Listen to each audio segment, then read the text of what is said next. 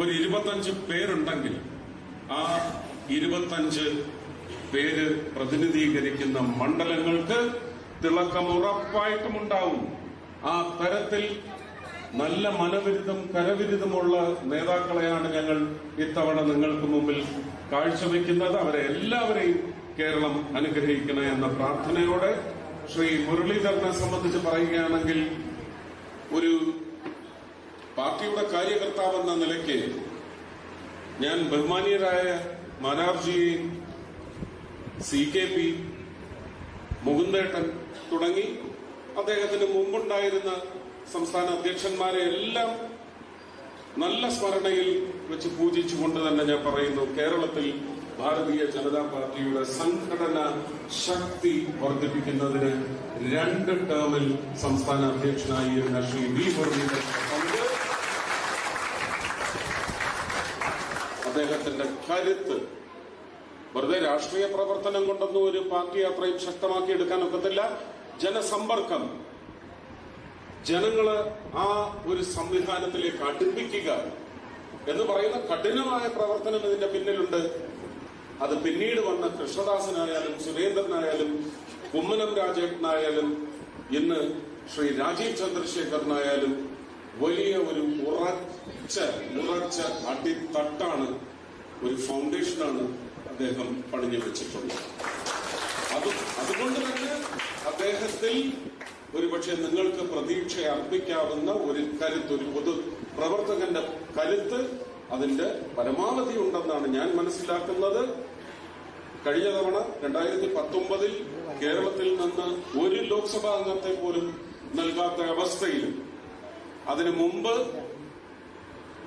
98 അല്ലെങ്കിൽ 99 എന്റെ വിശ്വാസം, 99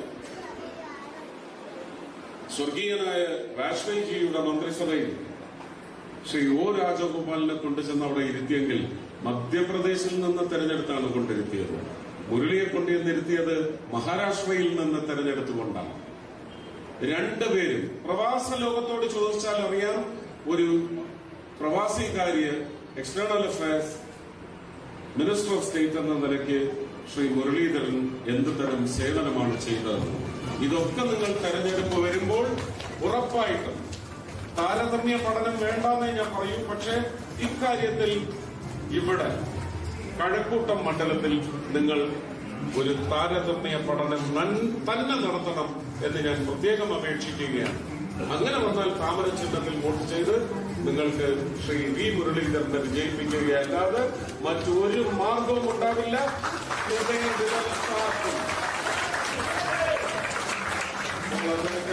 ഭൂരിപക്ഷത്തിൽ വിജയിപ്പിച്ച് 10 അല്ല 20 അല്ല 30 ആയാലും ആ കൂട്ടത്തിൽ കഴക്കൂട്ടത്തിന് വേണ്ടി ശബ്ദിക്കാൻ, കഴക്കൂട്ടത്തിന് വേണ്ടി പ്രവർത്തിക്കാൻ, കഴക്കൂട്ടത്തെ മറ്റൊരു തട്ടിലേക്ക് ഉയർത്താൻ ശ്രീ മുരളീധരനെ വിജയിപ്പിക്കണമെന്ന് അപേക്ഷിക്കുന്നു. എനിക്ക് ഒരുപക്ഷെ ഞാനിവിടെ ഇർഫാന്റെ ഒരു ആരോഗ്യാവസ്ഥയുമായി ബന്ധപ്പെട്ട് കരിക്കകം ക്ഷേത്രത്തില് ഭാരവാഹികൾ എന്നെ ക്ഷണിച്ചതിന്റെ പശ്ചാത്തലത്തിൽ ആ നാട്ടുകാർ കൊണ്ടുവന്ന് 3ഓ 4ഓ തവണ വന്നപ്പോഴും എനിക്ക് തോന്നിയിട്ടുള്ളത് ഈ ആമയഴിഞ്ചാൻ തോടിന്റെ തുടർച്ച എന്ന നിലയ്ക്ക് പാർവതി പുത്തനാറിന്റെ ദയനീയാവസ്ഥയാണ്.